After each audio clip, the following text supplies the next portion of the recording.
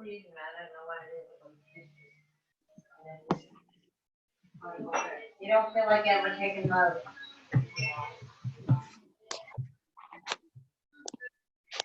Oh, that's terrible. Okay. We gotta go. Can you hear me, Billy?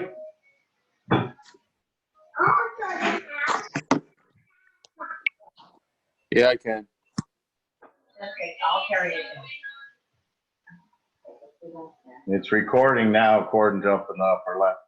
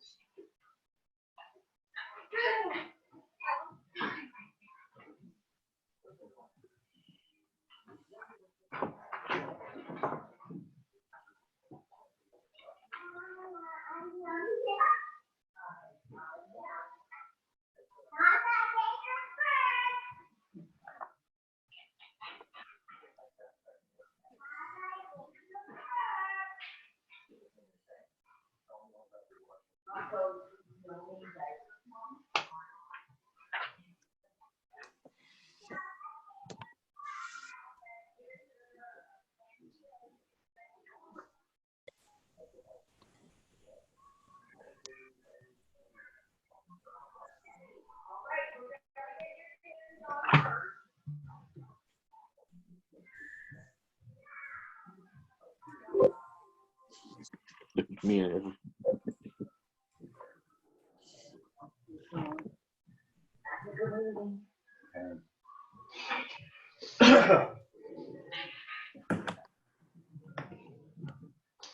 All right.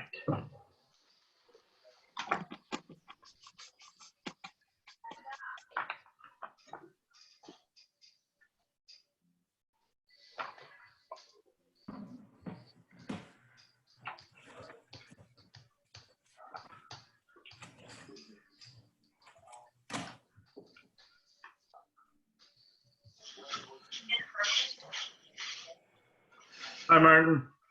Bill, Hi, Dennis. Hi,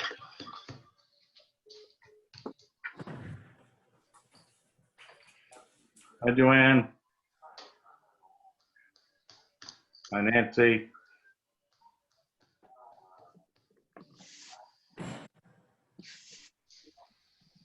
No, Michael yet. Hi, Maxine.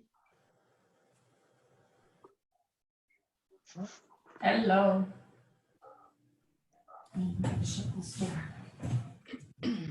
Hi, Everett. hello, Bill. How are you tonight? Oh, wonderful. You I can should have been listening 10 minutes ago. I can change my name to Michael and turn my camera off if that'll help get you moving faster.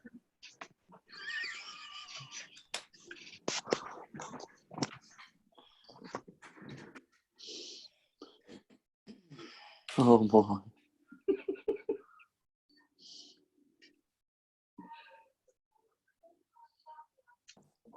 I read an article today about a middle school student who had to do Zoom classes with his teacher, and he changed his name to Reconnecting, period, and turned his camera off, and he pretended he was having internet issues the whole class so nobody would ask him to do stuff.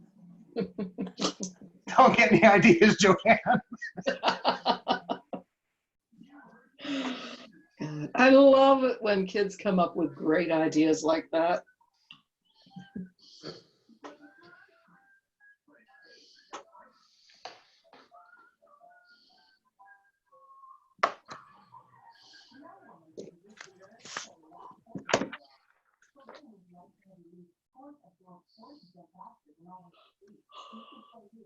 Hello, Dennis. Right.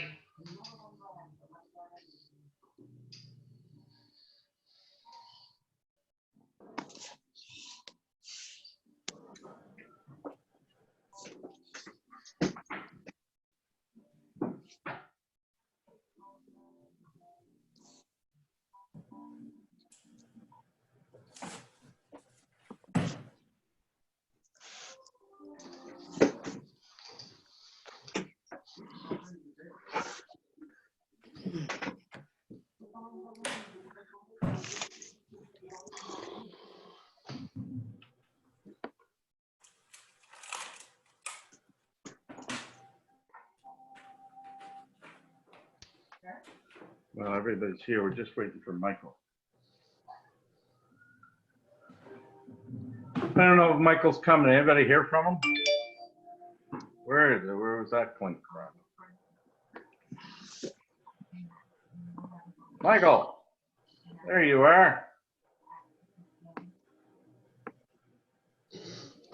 So we're all here, and it's 7 o'clock. So I'd like to call this regular monthly meeting of the Village of Chester to order, please.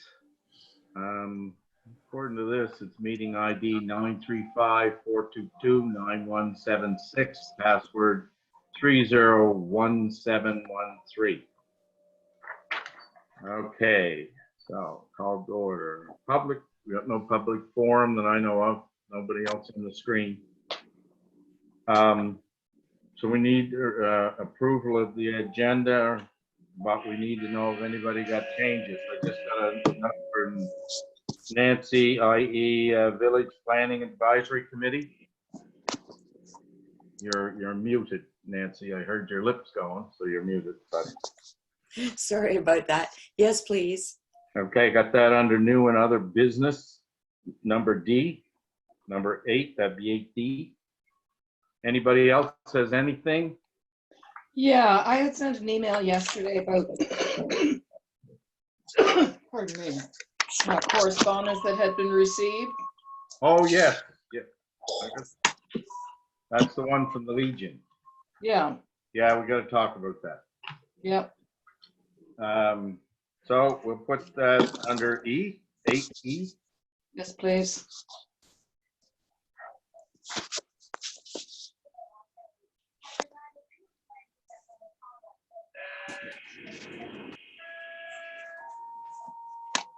Oh, So we'll just say like that's correspondence regarding the Legion. yeah.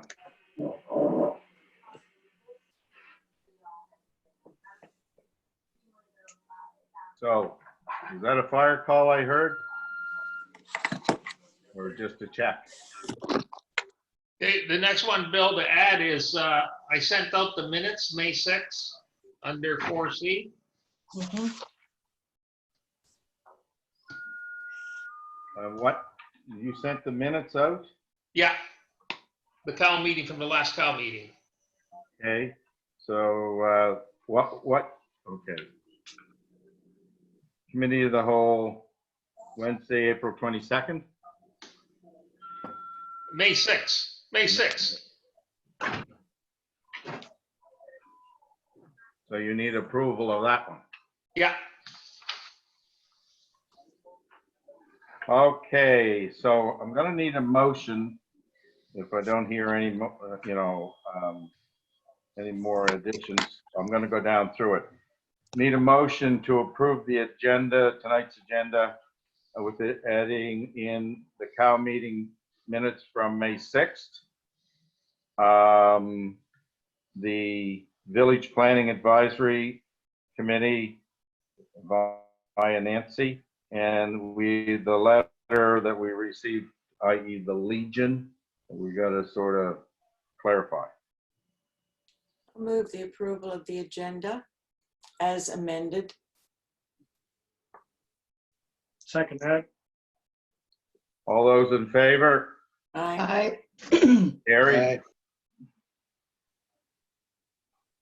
I see there's this thing there that says Chester. Is that a face behind Chester? Right there? No voices. Okay, Well, maybe on mute.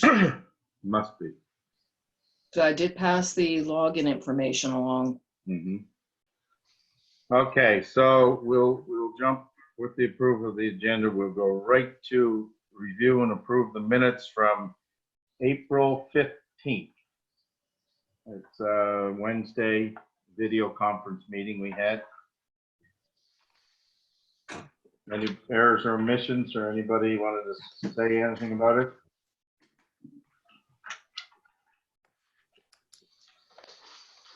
I'll move approval. Second, Seconder? second, Moved and second to approve the minutes from Wednesday, April 15th, video conference. All those in favor? I, Motion carried. Okay, we have same thing, we have a committee of the whole meeting Wednesday, April 22nd. They are pages 6 through 8.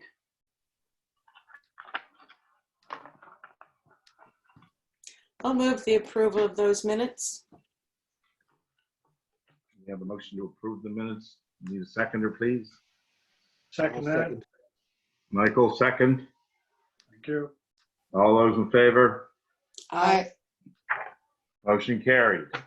Now we have the cow, well, it's a cow meeting from May 6th. I need a motion to approve that. I'll make the motion. We approve the COW meeting minutes for May 6th. We have a mover. We need a seconder. I'll second that, Bill. Okay, all those in favor? I, Motion carried. That takes care of the minutes. Okay, business arising. Is there any business arising from those minutes? Dennis? don't have anything. All right. Anybody else have anything that they want to discuss, i.e. from those minutes? Hearing nothing, we'll move on. Correspondence, we have, it's not page 9. It's to do with P33, I believe it's called. Policy on, with the fire department. So we'll have, even though that's off in the distance, we're gonna have to take care of it. Everett, what involvement do you have in that? Or is that all out of the municipality? Or all out of the village, excuse me? 95% of that would be the fire service. The commission's portion is financials. Okay, So I have received that copy. Maxine sent it to me. I have it. When I get the means, I'm going to scan it so I can circulate it amongst the officers so it can be reviewed at an officers meeting together. okay. So anyway, we'll take care of that. We've got some time to do it, but might as well get it out of the way. I think it's gonna be a busy summer. So that's, we just deal with that correspondence. Now, do you want to deal with that Legion correspondence now, or I put it down on 8E, but do you want to deal with it now, people? What's your pleasure? Well, it's correspondence, so Yeah. Okay. What happened was I'm not sure who it was. It was signed J. Barkos, J.A. Barkos, I think. Anyway, Maxine had a knock at the door and the envelope come in. And it's basically, it's not on letterhead, not Legion letterhead. So it's a handwritten letter. And it's basically talks of that the Legion still does functions. So I took it myself. I talked to Everett. I talked to Marlene, a few people, and tried to get a handle of what was going on, right? And the handle I got, or what I got, is that the Legion, when the fire banquet was booked, or going to be booked, the Legion had another big function the next day, and really wasn't going to have the volunteers. And right now they're having a big problem with volunteers. So I believe if it was Jim, I haven't seen him around. My understanding, Jim always signs Jim Barkos. So I'm not sure really who it is, but I think the gist of it is that they don't want it in our meeting minutes that they are not getting involved with, functions like that anymore. They were having trouble because they didn't have enough volunteers. That's the way I gist of it. But through Marion and them, where it's not on letterhead, it has actually no strength or anything to do with the Legion. But it's sort of, it's something that we should put in our minutes to make sure that if somebody reads our minutes, they don't think the Legion is not going to do functions anymore, because they are. But just this situation with the fire department banquet, and I think it was a big Navy banquet. And so it's one of these communication things. So it's in the minutes now. Has anybody got any comments to it? yeah, I do have a question. If it was just a conflict on dates, and I guess I should direct this to the chair, and if you want to redirect it to Everett, whichever way we do this, I don't know. But just wondering if it would be possible, considering the difference in the cost, to consider doing it on a date where there is no conflict. Well, it is, but I mean, we may still, or the fire department may still run into the thing. If they haven't got volunteers, and Oh, they're I having a understand. hard time volunteers, you're still, to cook a meal like that, you have to book somebody ahead of time. And when the time comes, I suppose, if there's a savings, but I got a feeling if we have a banquet in October, we're going to run into the same problem. So I think the money should stand for the banquet, and if we don't spend it all, then we don't spend it all. But I got a feeling they're going to run into the same thing because they're running out of people that want to volunteer. It's a lot of work. And then they work and clean the hall and all that stuff. Unless everybody here that I'm talking to is willing to put your rubber gloves on and come and help and scrub and wash dishes and all that stuff. So, Well, the other issue could very well be that that restrictions on large gatherings are not lifted. oh yeah, I agree with that. So right now, they're not going to have their banquet until further notice. And it may not happen this year because we don't know Yeah. what they're going to do. So, I mean, but we still have to plan as if it was going to happen. And if the Legion can't put it on for basically a freebie, right? So I think we should just let the budget. My internet, how are you guys? My internet says I'm unstable, so. Anyway, Well, that's a very judgmental internet you have. I know, I got a very smart internet, and I am unstable. Anyway, for me, it's more important that it's in the minutes that we're not saying that the Legion no longer is doing functions, because they are, but unless they get more volunteers, they're gonna have a hard time putting on big functions like the firefighter banquet. Well, you know, I won't get into the whole thing about volunteers. Every organization is struggling with getting volunteers. But I think we need to take a look, because of this, about protocol. Because as you mentioned, Bill, this is not on letterhead. Yeah. However, it's pretty difficult to judge when we don't have contact information, full names of somebody who's sending a letter. So I would like to figure out what the protocol is going to be when we get correspondence such as this, that is not on official letterhead, and we cannot contact the letter writer to find out their source of information or to confirm anything. Well, technically, it should just, we get something that's like somebody phoning you up, person and swearing over the phone, won't identify himself or nothing like that. It's nothing more, to me, it's nothing more than garbage. The reason why we talked about it tonight is because the Legion is a big player in the village.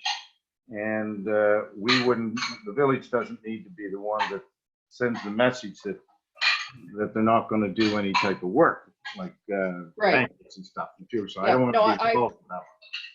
I agree with you. I think it was something that was important to be brought forward.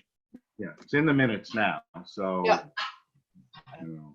If I may, Mr. Chair, I did speak with Marion Cook, myself, Joanne. Mary, there's no one on as Marion put it, the Legion doesn't have a catering committee, but they do internal events and smaller events. The fire department is a large event, as we all know. Marion knows there's no one on the defunct or the catering committee, and no one on the executive for the Legion with those initials or that signature. So wherever it came from, it's not someone of the executive of the Legion nor the catering committee. Yeah. Right. I know that I have not approached via telephone for Jim, but I'd like to talk to him face to face to see if he was the guy. Maxine, who received it, doesn't know who it was. I'm not sure Maxine, I'm not sure if you'd know Jim Barker if you saw him. So in No. the future, I really, in the future, letters that don't come in with letterhead or anything like that, we really shouldn't have anything to do with it unless Dennis can find out more about it, right? I'm inclined to agree with you on that, Bill. Anybody else got a comment on it? Yes, Bill. Michael? I would like to see the commission contact the Legion and inquire about this letter. Well, We don't need bad feelings. No, I can do that. You know, with Marion and chat with her about it. And there's Rita Countway and there's a whole bunch of people, Rita Hewen, you know. So I'll do that. I'll do that and send a note to everybody. I don't want to piss them off. I don't want to bother them because they still do a lot of good work. They're just going through a time where they can't handle the fireman's banquet. Yeah. I suppose we could say thank you and head for the Oak Island Inn, but then we're talking 15 grand, 10 grand. So I think we just keep going the way we're going. When the time is, if everything is lifted and we're able to do the banquet, whether it's closer to Christmas or whether it's next year, then we'll do it, but the money will be in place. Hey, Bill, Yeah? I would like to ask the fire chief if that is an option, if it's an option to have the banquet near Christmas, or is he did set on that certain date? Well, the date's passed. So what do you think? Do you think I know you guys, they have to do the planning of it and right now I think they're up in the air. They don't know when it's going to be because nobody knows when the government's going to lift. No, you're right. You're right. Our 2019 banquet, which is the one in question essentially. So Michael, our banquets typically correspond with the end of our officers' terms. So as our officers' terms come up and the new officers are voted in, this falls in with our annual AGM and then the banquet's all in April. So that's why everything is in April. It's just how our, you know, short of a better word, is how we've always done it. It falls in line with our AGM and our officer elections. So there are several banquets, the departments that do it over Christmas. So that may make it even harder to find a free time slot that we're not competing with the other departments in the area that do theirs over the Christmas break. So Yes, but you don't have to do it on like the 24th of Christmas or December. no, You we're can aware be of that. flexible. That's what I'm trying to find out. Yeah, no, the date has always been typically mid to late April. This year we had to push back to May just because of scheduling conflicts with the Legion, with members, with our online, with our new members doing their training to ensure we'd have the most of our members able to participate. So that's why we did get pushed back to May, and that was the only date we had available. There's nothing written in stone as to when our banquet is, and this may cause the rewriting of when our banquet is. But just to clarify, it is typically April, May to correspond with our AGM, end of our year, and our election of officers. Yes, this is an unusual year. Oh, you are. Let's hope. Right. Okay, so we can move on from there, I guess, and I will find out who wrote this letter. So we're into number 7, reports. Dennis, clerk treasurer, please. Yeah, on page 10 is my report. If you notice the second paragraph, for the fire hall planning committee, we spent with the cost of Kirby's work, we spent a total of $11,186.81. Looking at the email that came in, and right now, well, I'll let Bill speak to the discussion we had today with the municipality. But if you look at the email from Kirby, the water course alteration application and other things to be done from April 30th, quoted a price of $5,900. And then there was a water course track and map to find out where the water's going on the land and draw a map. The cost there was $800 to $1,200. And May 7th, we received an invoice from Kirby for $2,144.24. Total bills, if everything goes ahead the way the email said, and I know we're on hold, Kirby's on hold with the site until more work is done. But according to the email, that would be a total of $9,244.24. The committee, the commission approved the committee to spend $50,000 for the whole project. And to proceed any farther, we should have a motion to say, okay, how much are we going to spend in the next 6 months of that 50,000? Last time we said 9,000 plus expenses. So we consider that. If you need a motion to spend another 10, 15,000, and the money would be available for Kirby, we could pay it from here.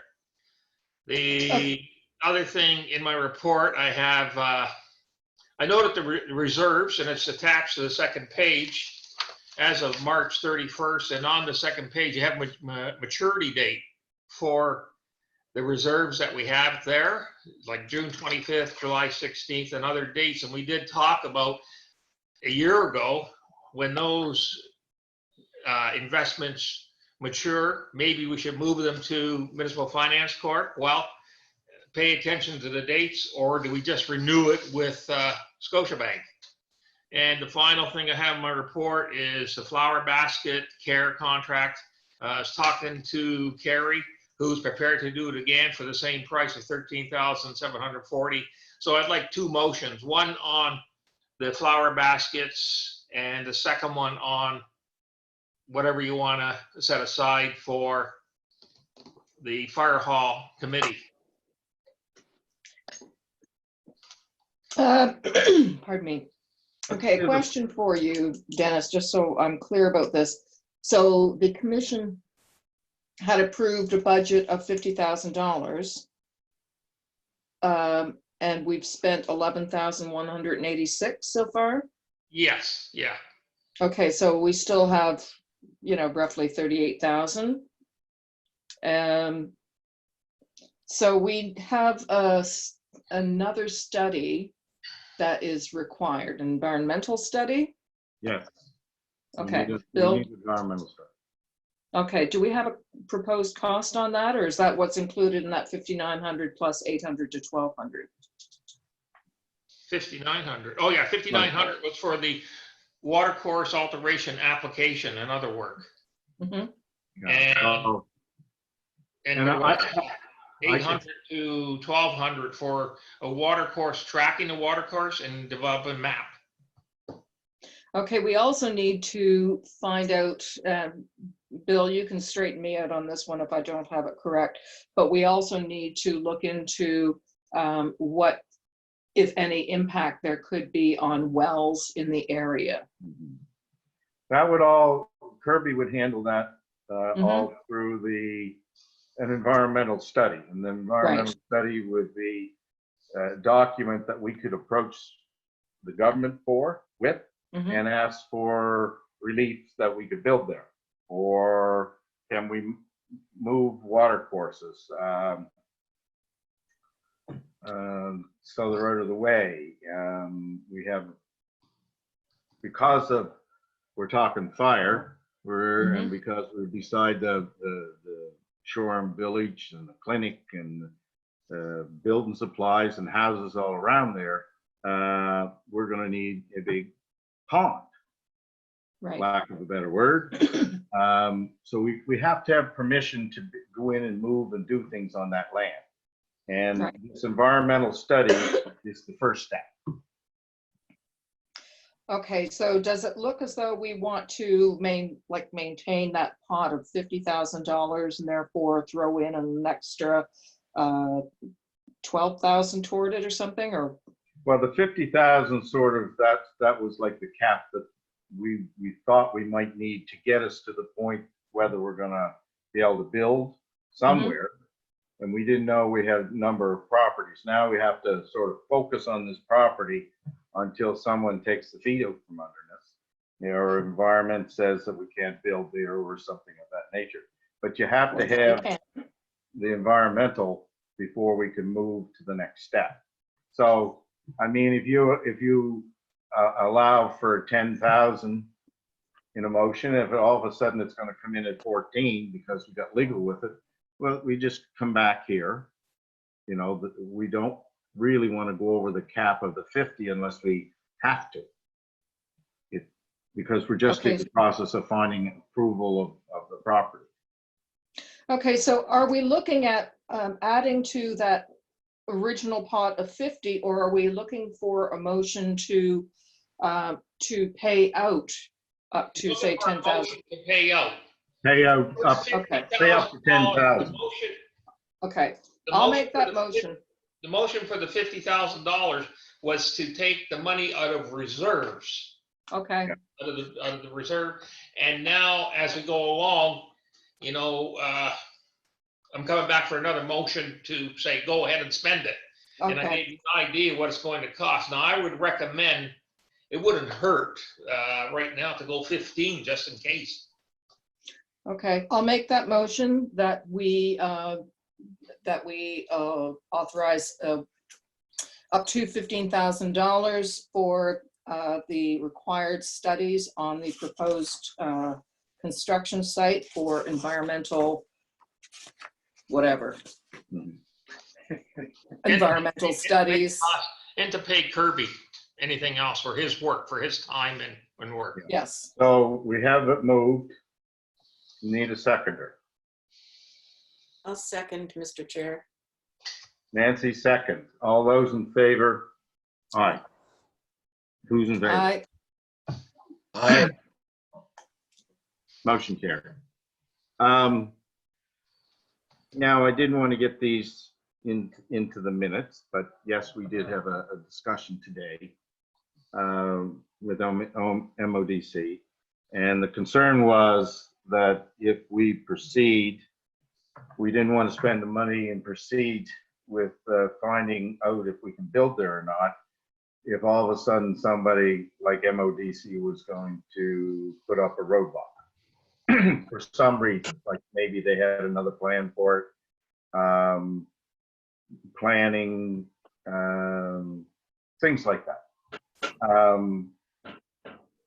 Without saying too much, they think it's a good idea. And Dennis, if I'm wrong, say so. I believe that they're going to give us, without saying too much, as much support as they can give us. Am I right there, Dennis? Yeah, they mentioned they're going to work, Tara McGuire is going to look at the land use bylaw and make the appropriate changes, because that is a designated, a protected area. But as we know, bylaws can be changed. The only thing they're really concerned about is wet. That's the first thing. And of course, it's like anything else in this day and age. Department of Environment, we don't know how they're going to receive this. It's sort of, in a way, here we wrote letters for offshore, the salmon farm, but that was, to me, the salmon farm was, wasn't going to be anything of value that would ever hit this village or the South Shore or anywhere. agreed. And Yeah. all we had to do was, we had a lot to lose and nothing to gain. This year's slightly, it's a little different than the salmon ponds. The only trouble is environment's environment and rules are rules. And so we have to go very carefully through and, you know, and hopefully we don't get sidelined and say, yes, great idea, but you're not going to build there. You know, we don't know, but we have to find out and bring it to it's a good piece of property, the price is right, so we need to go ahead with the environmental study. And then, Yeah, agreed. And that would include the investigation of what, if any, impact there would be on wells in that area. which we're not into, the village is not in, and the fire department's not in the midst of, we don't want to go destroy 20 wells. You know, one could be Shoreham Village, so we have to be careful. And not, you know, we just got to move ahead, but yet you can't move. Dennis can't move to the Department of Environment without the report. Right. Okay. So you also need a motion for the flower baskets? Yeah. To pay for the flower basket. I'd like to make that motion, Bill. Okay, made by Michael, read the flower baskets, and in this summer of all is going to be very important because people are getting testy. So it'd be nice to beautify, get as much in this area looking nice as possible. Yeah. And they do let you go out and walk. So we got moved by Michael, need a second.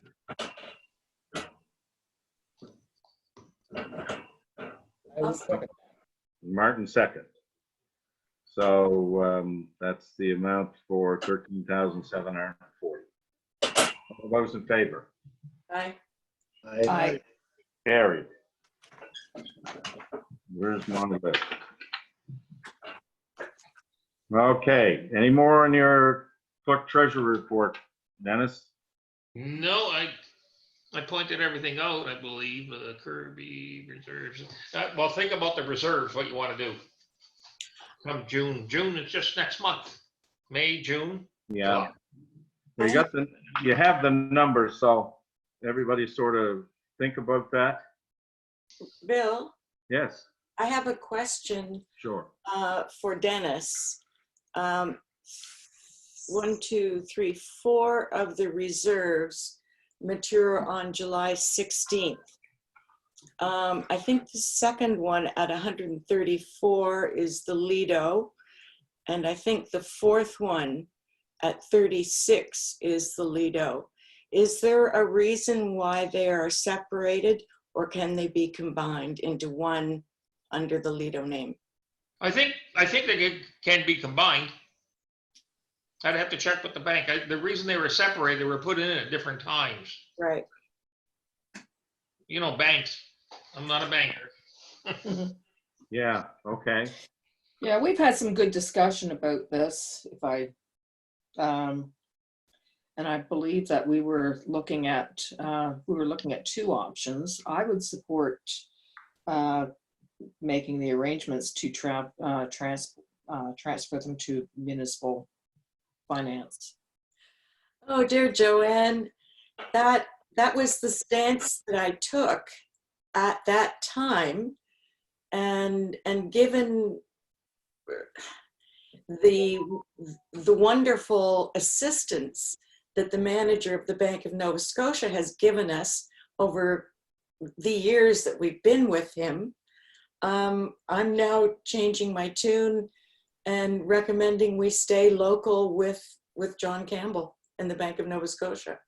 Okay, and so I agree with you regarding the assistance that we've been provided over the years, and that was actually my original position, is Right. because it is local, and I think it's important that we support local. I'd be really interested in hearing what others have to say. It would be also very, sorry, Dennis, it would be interesting to track the Municipal Finance Corporation's rate history over these past 9 months and see how that has fluctuated or not.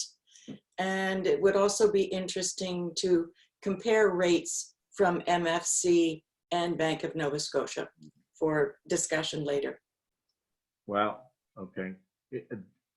I think we should sort of I know we're in May month, and this is the first one's right around the corner in June.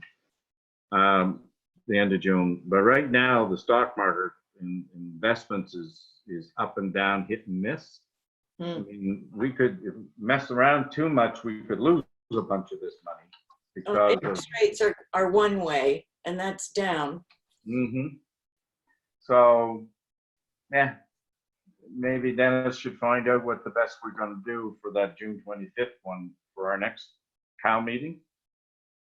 And just to see if, what the bank thinks it's gonna be, or and what, because right now, it's so unstable out there. And all it's gonna have to do is all of a sudden, the United States get a second wave, and the stock market's gonna go really in the crap. So I think Dennis is, if possible, you'll find a little bit of information or source a little bit what the banks, what John thinks, or what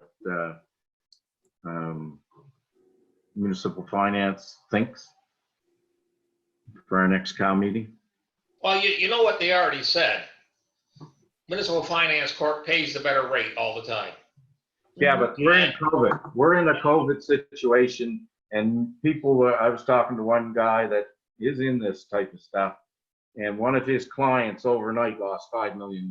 He had 15 million and went down to 10. It depends what you put your money in. If you put it in high risk, well, of course you're going to lose it. Yeah. You know, like everything, I've got my personal money in moderate risk, low risk, and I'm doing fine. The market goes up and down. I'm going like, hey, I'm fine. I'm not scared. So it's all what comfort you're in. But going back, the Finance Corp pays better. And if you want to get better rate from the bank, you're going to have to lock it in and not be able to touch it for a year. And Finance Corp says, hey, we'll give you a better rate. It's not locked in. You can take it out anytime without a penalty. You get the interest right up to the date. But I guess Dennis, what I'm trying to find out, what was talked to us months ago doesn't exist anymore. Just doesn't exist anymore. I would like to know for our next cow meeting what they think it's going to be. They're all talking, but I would like to know what it's going to be, because it might be 0.5% or 1/3%, and it's really not worthwhile moving from someone that we've been doing business with for a long time to make a fraction of a percent, if you know what I mean. Do you understand? So all I'm asking you is possibly you could phone call to John what he thinks. He'll phone his big dogs, and then municipal finance will do the same thing. I don't think there's going to be much of anything in the line of interest rates, because the banks are bleeding left and right. So the only one that's not bleeding is the World Bank. So. Well, I agree with you on that. I think it would be worthwhile looking at what the rates are going to be, but I appreciate, Dennis, you reminding us of that. That's kind of a key point. I agree. That we can withdraw from municipal finance without penalty. But that's why we have to figure this stuff out. Hopefully by that time, we'll have a little bit more information on the fire hall lot.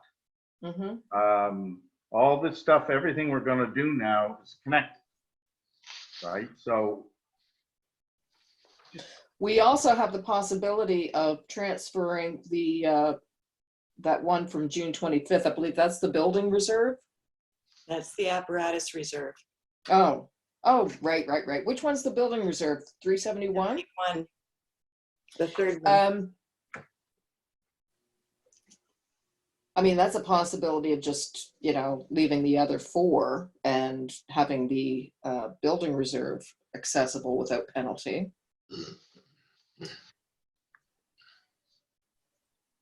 But I'd like to say, for us to make that decision tonight for the end of June, we should have time.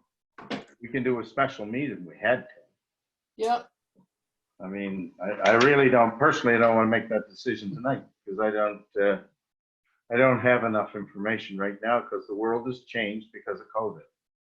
So. That's Our what I'd total like to know. investments, 1,500,000. What? Our total investments, 1,500,000. Dennis? March 31st. Sorry? March 31st. On page 10, my report, third paragraph, March 31st. 1,506,000. Yeah, thank you, thank you. I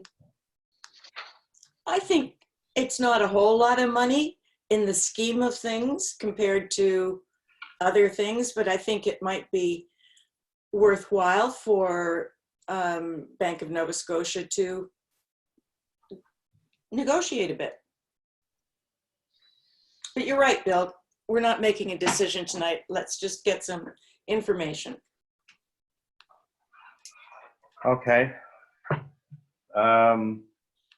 So we need a motion on Dennis's clerk treasurer report, please.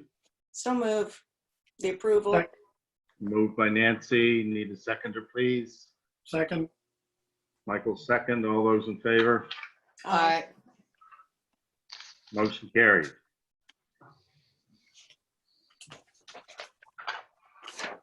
Now we have the financial statement, bank transactions as of April 2020. Hey, Commissioners, page 12, take Yeah. a look at the bottom, if you didn't already notice, the insurance, accident insurance and family coverage, we accidentally put it into the wrong account. They should be reversed for the actual amount. April 1st to April. Gotcha. Okay. The first one should be 70. That stupid phone. The first one should be $79.89, the same as last year. The second one, 24-hour family coverage should be $5,627. So I just point that out to you. Other items, page 13, you'll see office rent and expenses, a little bit high for the month. I checked into it. Somebody rent check, they didn't change the date for May 1st. It got posted to April. That happens sometimes. So, but they cashed the check April 30th. It was cashed instead of May 1st. So that's why it shows up in this statement. Other items standing out, and I have to look myself. On page 14, it shows property maintenance, $500. I'm going like, $500, what did we spend that on? Can anybody remember what we spent that on? And that'd be 2 months. That was Terminex, the rats. I forgot myself. And it's a good thing we're doing the rats, and it's the best decision we ever made, because the Terminex told me that the rats are really active around the community because they're moving away from the restaurants. It's only takeout. You can't eat inside, so there's less waste inside. Yeah, my granddaughter who was 3 thought she saw a black long rabbit, but it didn't pop. It was on the deck, on her deck. It was a very big rat, you know. So they're all over the place, and I heard that over in Chester Basin, they're the same problem. They're going everywhere in the basin, Western Shore. So. Yeah, it's a good thing we have it. The last thing I'll mention, if you take a look at the Lido pool, the main and operating expenses, $563, $429 was the power bill. We get them at different times when they come in. We pay it, you know, so we paid it as soon as we can. And the power bill's from February 10th to April 14th. The rest of it from the difference there between $563 and $429 for power was for Eastlink, internet connection and everything else.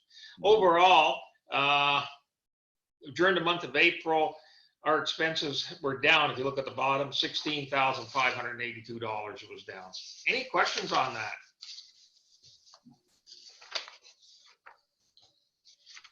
Okay. No, it's not really anything to do with the finances, but the mason is gonna come in and try to work on the Lido pool? Oh, yeah, I think he's actually there now. Yeah, we have to get things set up there. He's Yeah. coming, he's coming. He should be there now, I think. All right. Any other questions?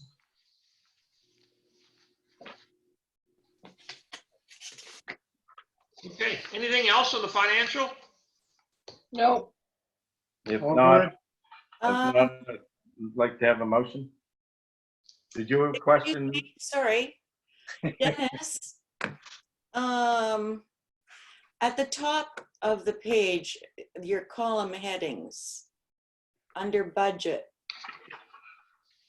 Yeah, is that the budget, are those the budget figures for 2021 no, or 1920? no, I didn't change it. I'm Well, not we gonna haven't go passed the budget. again and again, so I just left it. That's last year's. Right, okay, that's what I thought. As soon as we get the budget done, I'll go in and change those numbers. Yeah, okay. So, did I hear somebody give us a motion motion, to accept the financial? so moved. Second, Okay, Joanne move, Michael second, all those in favor? Aye. Everett Fire Chief's report.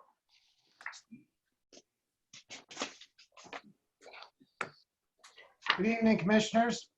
It's great to virtually see you all well during the pandemic. I'm happy to report that all members of CVFD have thus far avoided contact with COVID-19. Several members have gone for testing and all have returned negative. Since our last report, CVFD has responded to 7 dispatches, 1 MVA, 1 brush fire, 1 alarm, 2 vehicle fires, and 2 illegal burn investigations. 571 is being prepared with a plan to return to the water by June. The anti-foul bottom coat was completed this past week at Danny Boutilier's, and we have a short list of additional repairs and alterations to complete prior to launch.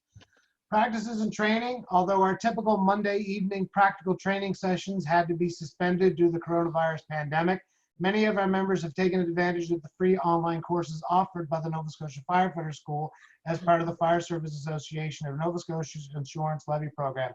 Courses include Incident Command Systems, ICS 100 and 200, and Incident Scene Safety Officer.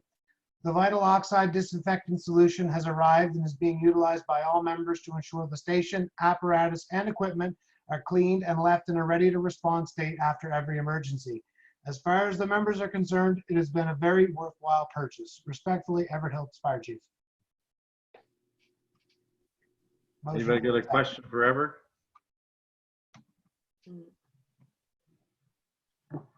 So I just have a question. When you're on the fireboat in June, right? Not a very big piece of equipment. When you're on there, are you going to be able to maintain a 6-foot distance? Well, we'll keep Or one are in you the gonna bow, one in the wheelhouse, and one in an inner tube.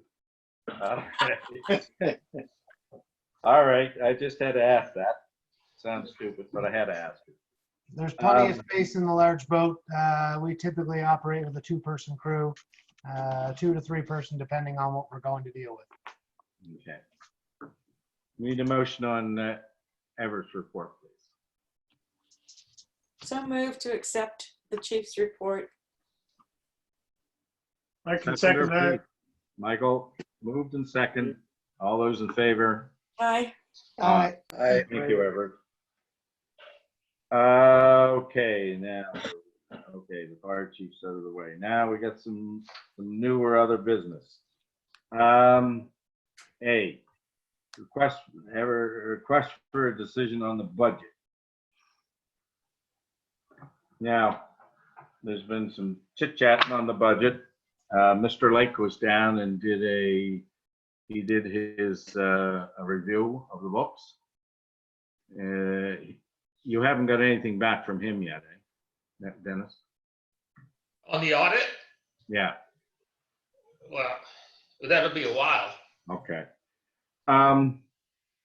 With regard, I know that, I know Nancy had some questions for Mr. Lake, and I'm looking for that the letter he sent back. But Mr. Lake had made some suggestions for the budget. And the first one was payroll. In our budget, we have it listed as 130,000. And he's suggesting it come down to, it's quite easy to come down to 120 instead of 130. And he more or less suggested, because of the EMC building, that perhaps maybe, and through a question of one of the commissioners, that we should set up a reserve for the EMC instead of, we had the bank account. So to set up a reserve for the EMC building and cap it at 50 grand. So the 10,000 that's in the budget, the difference between the 130 and the 120, we could put that in the EMC reserve. To do that, we would have to change our policy for reserves. Dennis, am I correct? Yeah, you're right. You have to amend the policy and just add a reserve, add a new reserve called EMS. And under there, you'd have described 50,000. Mhm. Okay. If we capped at 50, and not necessarily with 50 of this year, but we That's won't right. know. I mean, at the end of the year, if we don't have the Lido open, a few other things, there's gonna be a reserve there, and we're gonna have to put it somewhere. Now, I'm not asking you to make the decision on that tonight, because that's 12 months away. But if we take that 130, drop it to 120 in the wages, there's a place to put that 10 grand. And that way we can still maintain the rate as it is. We would have a balanced budget. Yeah, so. has So any- on page 27 of the budget, where it shows fire apparatus, 150,000, we would show EMS 10,000. But you got to remember, when he's done his audit, we should have a surplus from last year. We're still operating on last year's funds, and we have 196,000 still. So I'm thinking we will have a surplus, and we could put the rest of it in from 2019-20, and we'll see. We got 10 here. You know, you can't make a decision until we know the audit. But right now, for the budget, 10,000. What's anybody's thoughts on that? It makes sense. Anybody else? Michael? Yes, it does make sense. Because, you know, I'm not a carpenter or whatever, but we could end up with a surprise New windows, roof, windows, whatever. We could end up all of a sudden, if EMC decided to leave there, we would have a little bit of money to help renovations Yep. for a village office. So that's just, you know, food for thought. The other thing I had here in my notes. So what are you thinking about that? Is everybody okay with that idea? For starting a building reserve for a reserve for the EMC building? It makes a lot of sense. I think if you cap it at 50,000, and the annual rent is 23, is it possible that 50,000 could be wiped out in one shot with a new roof and new whatever? I'm not a carpenter, but I can't imagine a roof alone whipping it off, taking 50 grand out. So we're banking on nothing serious happening Yeah. requiring. I mean, expenditures. if something very, very serious happened, we'd have to make a decision at that time. You know, Okay, thank you. Can I make just a suggestion, Mr. Chair? That discussion on the reserve and how much goes into it, I'm going to bring back to the next meeting an amendment to the reserve policy, which will include the EMS and the amount that goes in there. So think about it until our next meeting, and perhaps I'll get an idea from Lawrence how much money we have left over from last year. We may be able to put it all in, or okay. Is everybody okay with that? Because I got something else here to talk about. Now, Are we talking now just about the reserve, or are we talking no, about? we're sort of done with that reserve. I have a note here. MODC has adopted a policy for people to fill out paperwork and get a tax break if necessary, if they qualify. We don't have that, but if we adopted basically the same thing, it is my understanding that they would administer that for us, because they collect all the taxes now. But we would have to have something in place for them to do that. You know, if we had a resident that needed a little help on their taxes or whatever. But we'd have to put something in place for that. So what's the thought here around the revised commissioners? Leave it alone, leave it as it is, and just, or try to put something in place and they would administer it for us. That way we wouldn't know if anybody applied for it. Because personally, I don't really want to know if somebody applied for it. It's none of my business. If a policy is in place to help out, then it would help out. Anybody's thoughts? Martin?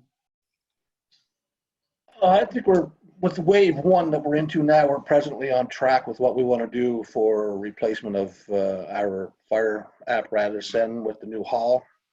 Yeah. I'd revisit this if it gets worse. If we go into a second wave and things get really, really bad, then yes, definitely. But right now, I think we should stick to the program where we're at and let them get their tax break through MODC for now. And if it gets worse, then we'll go back and help out. Michael? Well, we don't collect taxes, so I don't know how we could give a tax break. No, they collect the taxes for the village. We set the rate. We set the rate. So what would happen is if we had this policy in place and somebody filled out the paperwork and fell within the guidelines. Yeah, Bill, Yeah. I am all for helping somebody that needs and deserves some help. Mhm. That's kind of why we're here, to help people. But you have to have a vehicle to do. Right now, we can't do that. And No, we like can't. Martin said, I know where he's coming from. We got a lot of expenditures going to happen over the next 2 to 3 years, and we have to. I know where he's coming from. It might be a good PR also to get involved into it with the municipality. Mhm. I have want to mention that well, everybody knows the municipality has deferred tax collection until a later time. You know, I can't remember the date. You know, they deferred it like everybody else. But what Bill was talking about, the policy, and I talked to Malcolm about it. They have a policy. You can go online and find it and see it. If I bring that back to the next meeting, and you know, you have an opportunity to look at it, we can make any changes we want. But if it's the same as theirs, it makes the job easier for them. And you know, they increase the amount of income a person could have because people are having a harder time. I can't remember the amount, but they increased it, so it makes it more accessible to people to get a tax break. So we can bring that to the next meeting. Right now, it's difficult to do. You haven't seen anything, you can't pass anything if you don't see it. Yeah, no, I was just mentioning to see what the feelings were around the table, that's all. I like the idea of helping. I would like to see, as you suggest you can do, Dennis, is bring the policy back to the next meeting with a projection of what it may cost us. I agree with Michael that I think it's important that we help. And I just wanted to make a note of something. I think it's important that, you know, villages do their part as well, even though we don't collect taxes. If we do have a vehicle in which we can provide some assistance to the people that really need it, I'd like to do that. What I did is I made a list of all the villages and went through, checked their websites, checked their Facebook pages, whatever they had, looking to see if anybody was offering anything in the way of tax relief. And I didn't find a single village in Nova Scotia that was doing it. I also noted that a couple of them mentioned what their tax rate per 100 of assessment is. We're running about half of most, the ones that did publish what their rate was. So anyway, that's my feeling on it, is I would like to have a look at the policy and have an idea of what it would cost us, and, you know, do that at the next meeting. So we're half of what Yeah. some of the places are? 30 cents, 33 cents per 100. Dennis, would you say that that's? Wow. Yeah, yeah. I didn't look at it, all of them like you, but thank you, Joanne, for doing that. But if you look at Bible Hill, for instance, they look after recreation. We don't really. They look after trails and fire hydrants. We don't. So, but I agree with you, Joanne. We're probably half.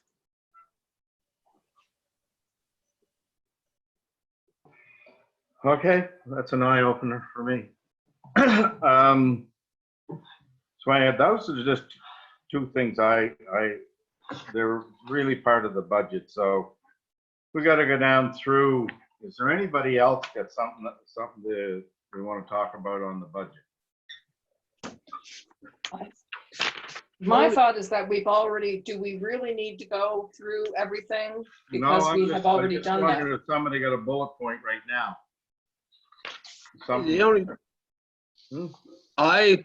only thing I want to see on this budget is to go back to the way it was on the 2019-20 budget, which is the capital expenditures put back the way they were set up on page 7 and 8 in the old budget. I'd like to see this budget go back to that, just so it's easier for me to keep track of it, and anybody else that's in the village that wants to look at it can see exactly how it is. Like, we've got things amalgamated in here with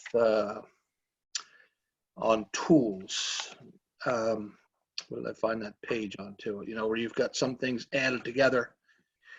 And we discussed the fact that some of the things that we're buying, even though it's 1,000 or a little less than 1,000, it's still not a year-to-year thing. It's not an operating budget because it's going to last a lot longer than 1 year. It'll be on the truck for 2 or 3 or 4 or 5 years, depending on how long it lasts. So that's the stuff I think I'd like to see put back over the way it used to be on the previous budget on page 7 and 8. And that's just my thoughts. I'd like to see it there. I'd like to actually make a motion on that to put it back to the way things were. Okay, you can.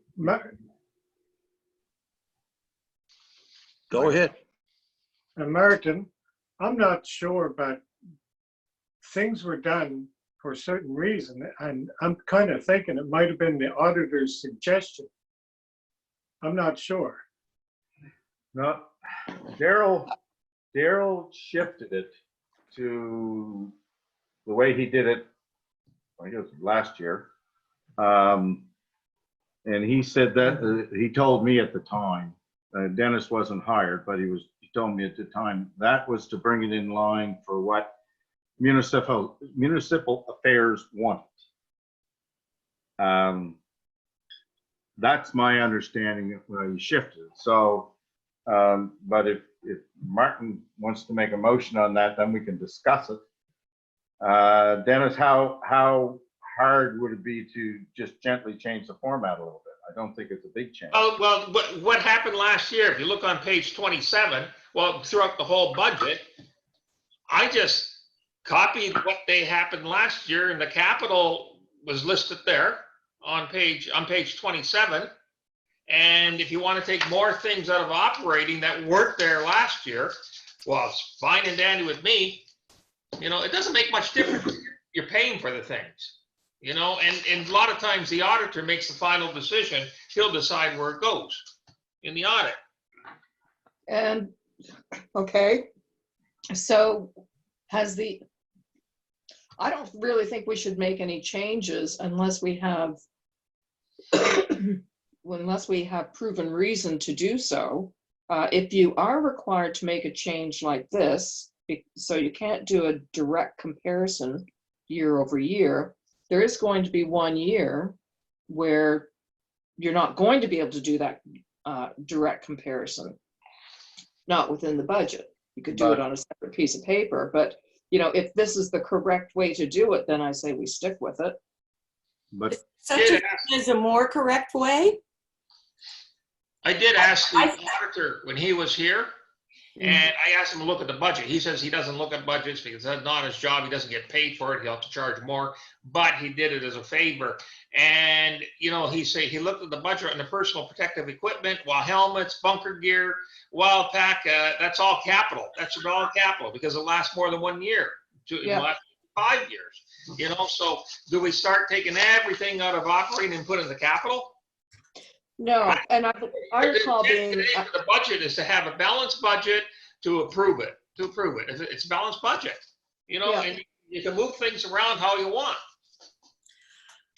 and I recall a discussion last year about having capital expenditures set up separately and at the bottom of the budget. that's with Daryl. Daryl said. Yeah. And Martin has made a motion to go back to Daryl's format, which includes a page 8, which was the capital expenditures. And I'll second that motion. Okay, we got a motion. We got a motion made, to revert back to format, and I'll put Daryl's name on it, of last year, and we got it second. So I guess now we'll have a discussion. Joanne, you don't see any sense in making the move backward but we've made the move from what Daryl had outlined to this. Seems to me that we had been looking, as I said, for capital expenditures to be separated out and at the bottom of the budget. That's what's been done. I really don't like the idea of, you know, just back and forth, back and forth. Well, this isn't a back and forth.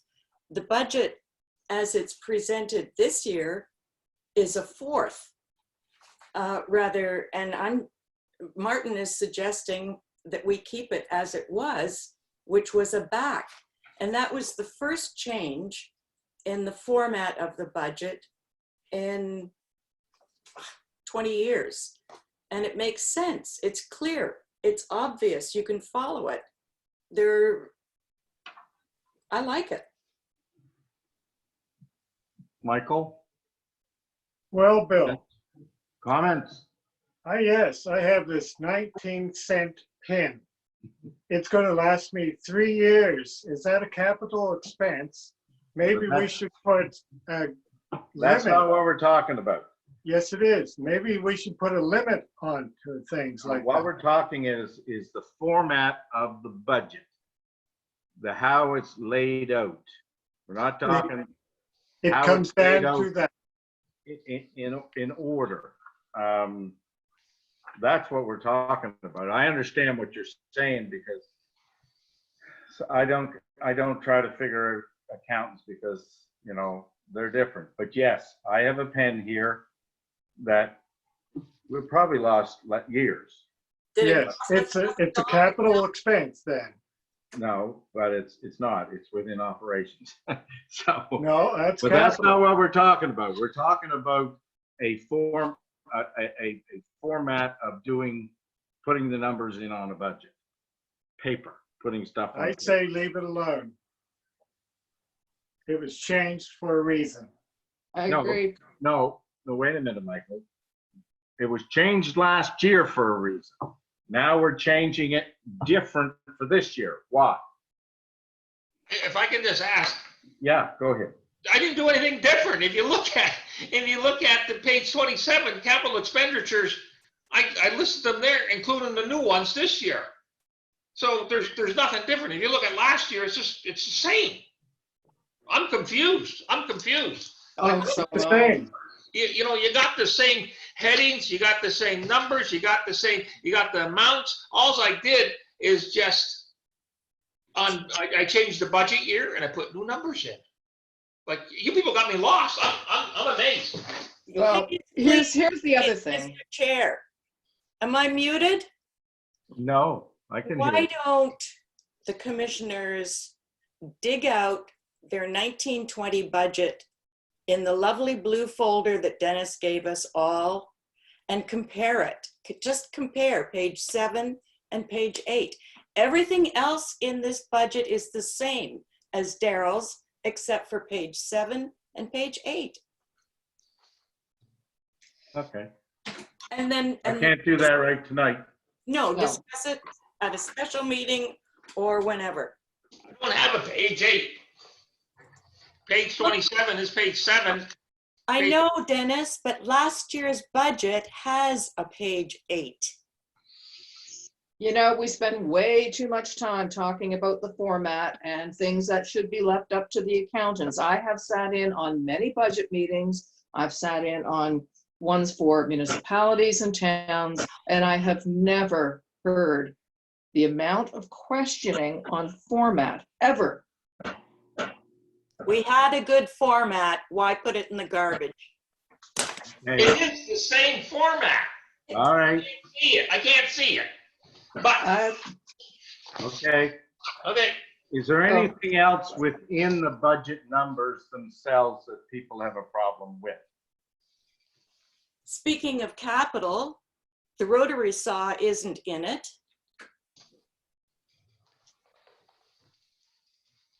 For $3,000. okay, what about the bunker gear and helmets and the boots?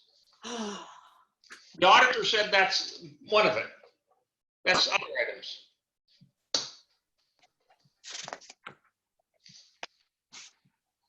So Nancy, you're saying that there's nowhere in this budget that the rotary saw is listed. That is It's correct. under tools and equipment on page 25. Tools and equipment or something small crap or something. $3,000 isn't small crap.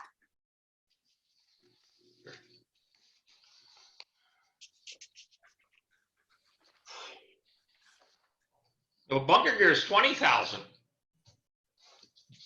I'm pretty sure we discussed the bunker gear already, that it's used for every call out that the trucks make. It's not just the,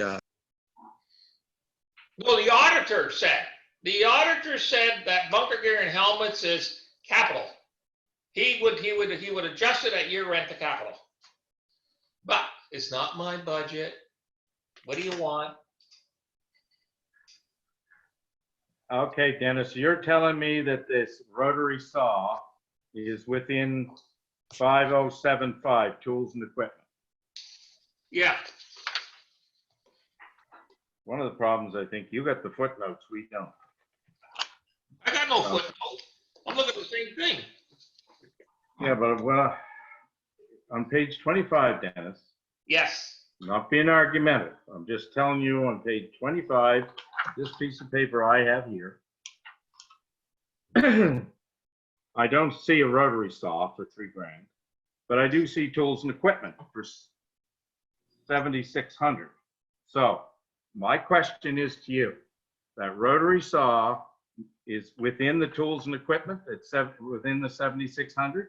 Yes. Okay, for me, that's confusing because why, we don't have the crib notes that you have. I don't have any crib notes. You got the notes that the budget that Everett sent. When he sent the first one, I looked at it, okay, that's tools and equipment. Put it there. Well, You know, it doesn't. why would you It doesn't really itemize? matter. When we do our financial and we do enter the expenditures, guess what? When we enter the expenditures, it's going to go to account 5075 when we do the check. Why would you itemize a saw? I'm not saying itemize the saw, but everybody's talking about discussions. And for me, if I don't know what is in tools and equipment on page 25, 575, then somebody's asking me to give my blessing, but for what? I'm not saying to list all these things in 5075. I'd just like to know what the hell's in it. Now, Dennis tells me that it's within Everett's budget that he gave us. That's not in this package right now that I'm looking at. If we probably had it, I probably had it.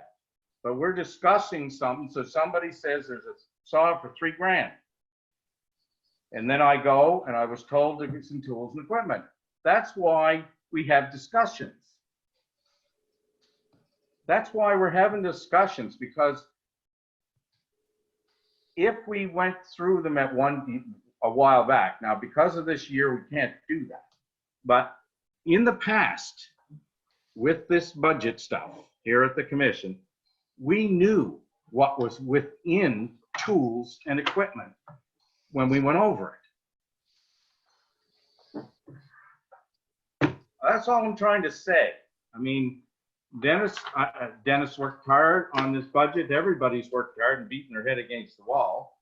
I don't think it's a bad budget, but I'd love to know if somebody came to me and said, well, you bought a new saw. Why'd you buy the new saw? What new saw?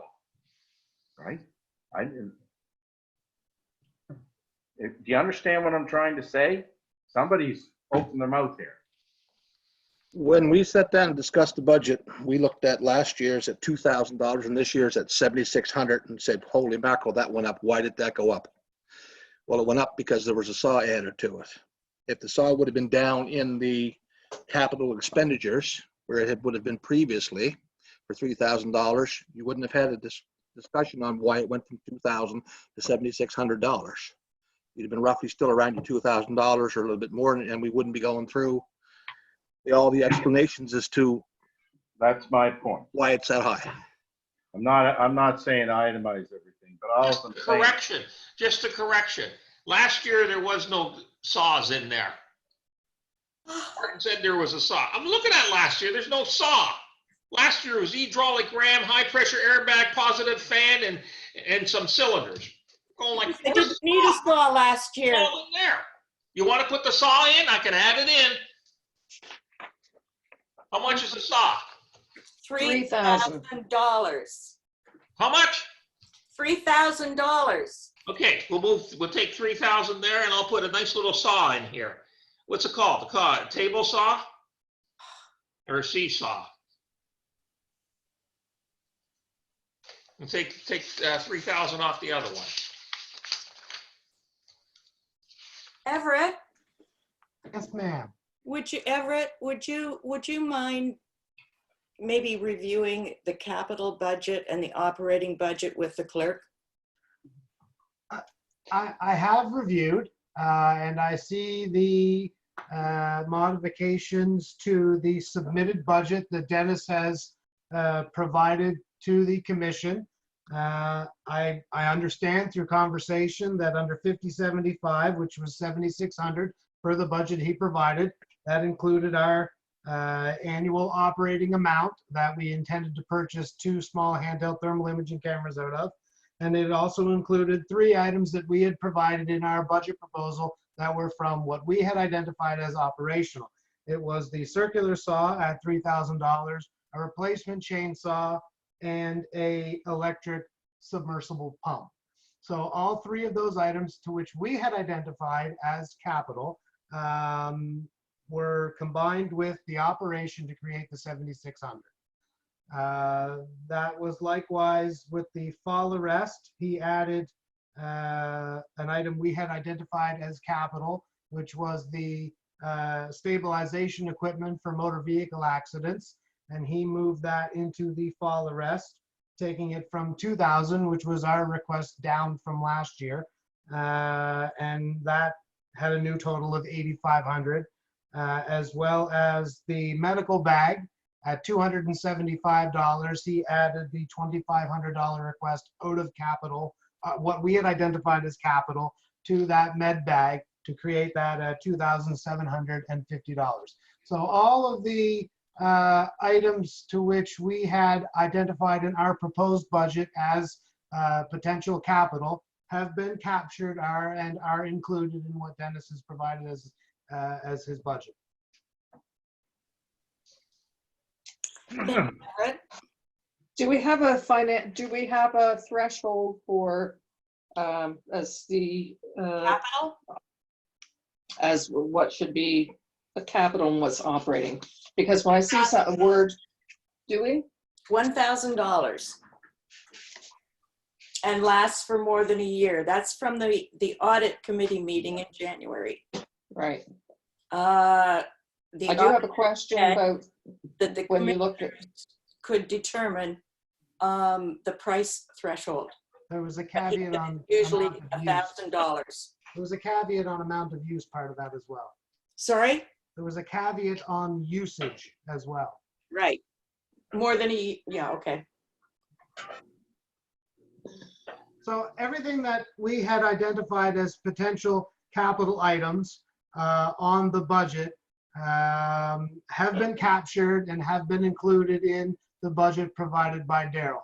So to Daryl's credit, if the auditor says it's good, then everything's captured. And I'll leave it to you. Did you say that it I was a- understand, like, I understand 100%, and Dennis told me that the money's what the fire department put in for is all in here, but it just makes it very difficult if you're trying to pinpoint something. And we as commissioners are supposed to know what this budget is and everything in it. And I use the word crib notes because it would be nice to have a piece of paper or something that said in 5075, there's $7,600, but this is really what it is.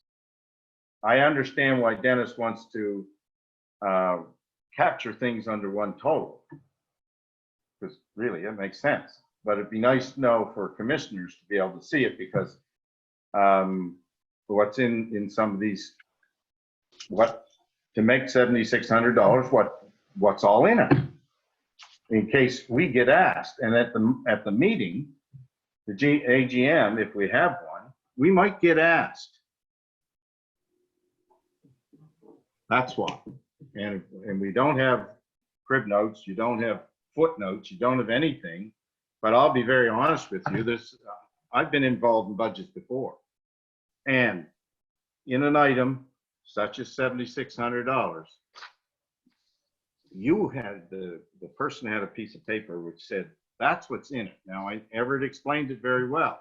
And as he explained it, I remember that in one of our meetings, we had a discussion. I think that was before COVID. So I'm not trying to be unreasonable. I think the budget's fine, personally. It's just, God, there's some numbers here that one would like to know what they are made up of. Okay, I'll take it back. I'll make the adjustments. I'll put it in capital. I'll give you the detail. And we can have another meeting. Okay, And When what I about get it the done, mo- when I get it done. what okay, about- Bill, yes. what about the motion?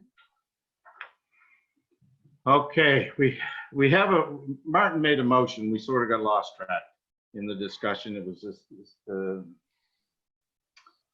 seconded by Nancy to revert back to last year's, the style of budget that Daryl put in, which apparently has a page 8. I don't have it in front of me. I know I've got it downstairs. So I want to know all those in favor of reverting it back or not? Just page 7 and 8. It's page 7 and 8. So I'll start with you, Joanne. Nay. Nay. Nancy, Revert back, please. that's a yes. Yes to Martin's motion. Michael, Nay, Martin. Can't hear you. Sorry, yes, I'd like to go back to the way it was. Okay. How much trouble is it, Dennis? Because I'd like to see it go back myself. All right. Okay. 3-2. Motion carried. Now, where's my piece of paper? I lost it. Agenda. Okay, request for a decision on the annual public meeting and election dates. Weren't they already decided? Pardon? Weren't those the dates decided? By who? Well, I thought that, didn't Nancy, you do a bunch of work on that last year? For last year's? Yeah, that's what I followed. I followed that. Okay. In the bylaw, I went by the bylaw. Okay. And it says that you set your annual meeting and then, before that, you got your nominations, elections. Okay, what date is it? Just to note on this, well, I contacted 4 other villages. Kingston is having their AGM 25th of June. Pugwash, May 28th. New Midas, June 23rd. Bible Hill, June 1st. Bible Hill is doing a virtual meeting.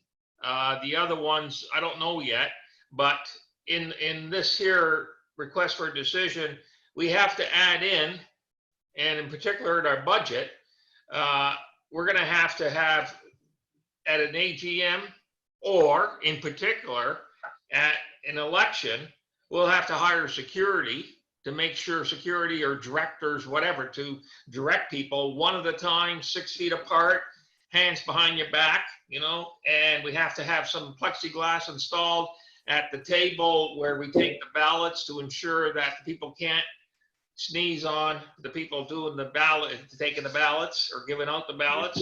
We have to purchase pencils, perhaps. A lot of places are going with pencils that use at the golf course, use it once, throw it away.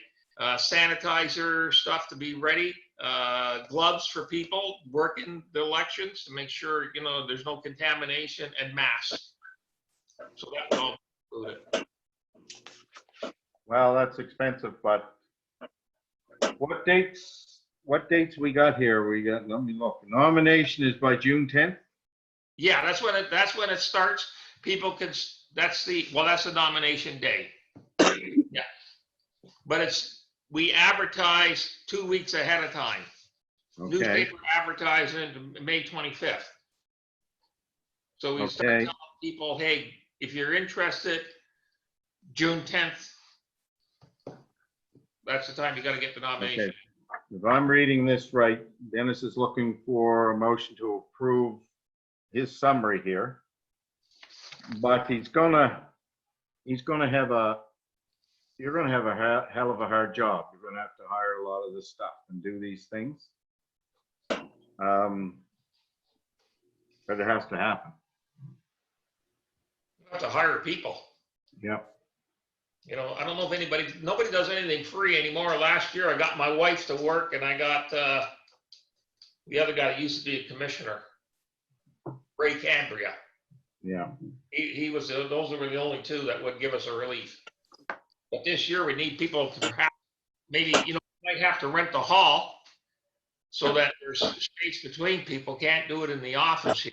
No, I agree with you. So what we need a motion to get this stuff on page 29 on the roll. And then Dennis is just gonna have to try to do his thing so that we're trying to keep everybody safe on that day. Make that motion. Thank you, Nancy. Need a seconder?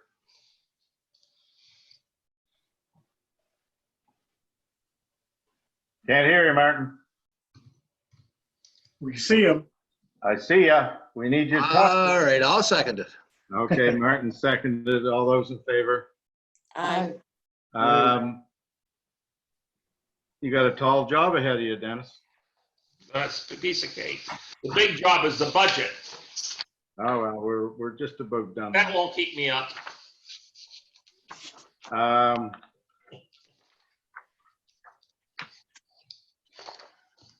And I'm the only one up for election, I think. Right? Yeah, it's in the RFD. I didn't read it. Ah, who else didn't read it? I read I these. read it. I don't see my name Let's not anywhere. do it like Everett and It's just in give the- everything verbally. It's in the proposal summary. Ah, okay. Good, okay. So we got that moved and second. All those in favor, there was an aye, it was carried. And like I say, Dennis, you got a hell of a job ahead of you. You'll have to figure it out and we'll have to support you with the best we can. Yeah. There we go. We might be over budget when it comes to elections.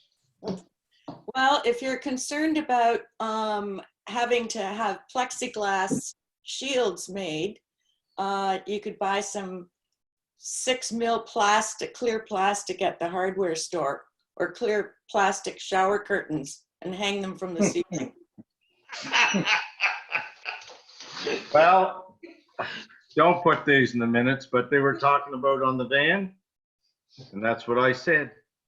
I have very, very, very large clear plastic bags, or it's all a black bag.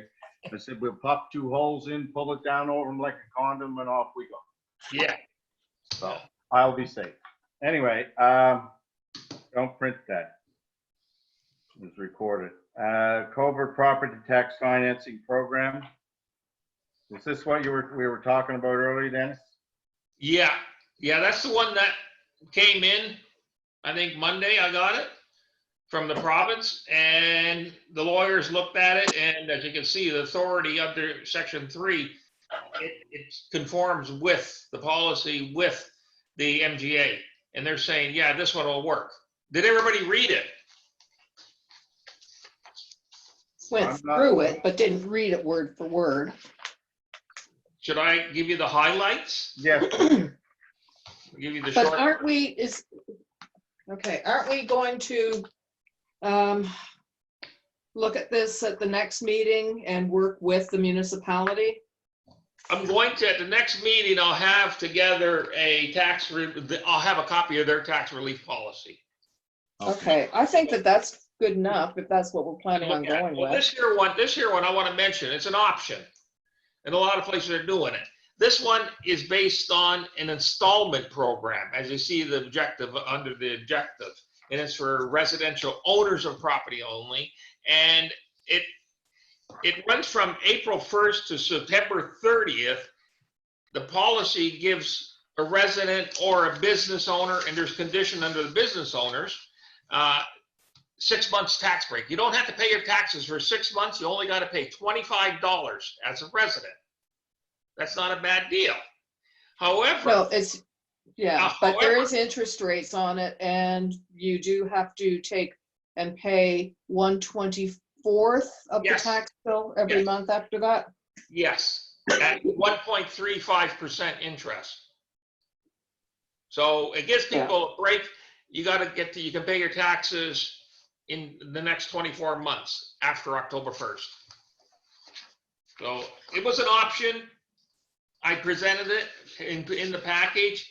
because the province said this one will work. But people still have to pay their taxes. That's all I'll say about that one. Dennis, what did you say the interest was on it? 1.3%? 1.35%. Okay, it's cheaper than that at the bank to get a loan and just pay your taxes, isn't it? I don't know. You're muted again. As far as interest rates, it's probably cheaper to go to the bank and get a loan and pay your taxes than it is to try to defer them out. At Still gotta pay it back. 1.35%. You can change that to whatever you want. It's your policy. Right. Okay. 5%. That was the suggested rate. Okay. Let's move away from C and we'll go to Nancy, Village Planning Advisory Committee. Oh my God, I thought you were going to call on Michael to end the meeting. No, Sorry about that. The Village Planning Advisory Committee has been struck. Carol Noss is the chair again. Thank goodness. She's been through it a few times. We are meeting every 2 weeks in order to get the ball rolling on the revamping revision of the Village of Chester planning. And that's basically it, all we have for now. We're reviewing the secondary planning strategy and land use bylaw, looking at each bylaw and saying, oh, this is good, this needs to be retweaked, this needs to be eliminated, and we need to add that. So that's my report. thank you. Anybody else got anything to discuss?